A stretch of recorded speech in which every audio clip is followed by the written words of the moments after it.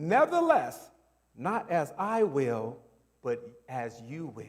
When you look at one of the greatest examples of submitting in prayer to God, when we look at Jesus in the Garden of Gethsemane, we know Jesus was on his way to the cross. Jesus, in his humanity, because his human body would actually die on the cross, he did not want to go through the pain, the shame, and everything that that cross represents. He knew that's what he was called to do, but like some of us, we don't want to go through the process to fulfill what God has on our lives.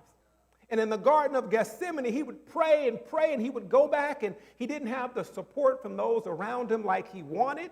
And he would be disappointed by his friends and disappointed by his disciples, but he would go and he would pray. But on that third prayer, this is what he said in Matthew 26:39. At the very end of that last prayer, he says this, "Nevertheless, not as I will, but as you will."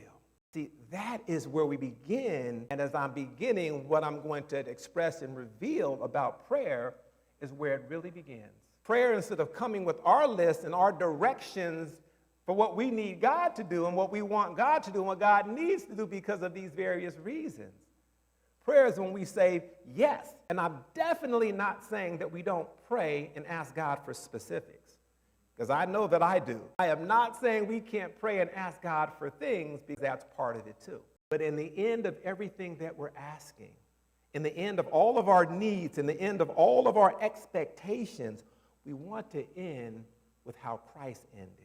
Nevertheless, I want us to look at prayer and how we enter into it, because some of us may be frustrated right now about things we're prayed and we're believing God for, and it hasn't come to pass, and we are disappointed. But I want us to be able to have at the end of that prayer for the needs that we have, that nevertheless.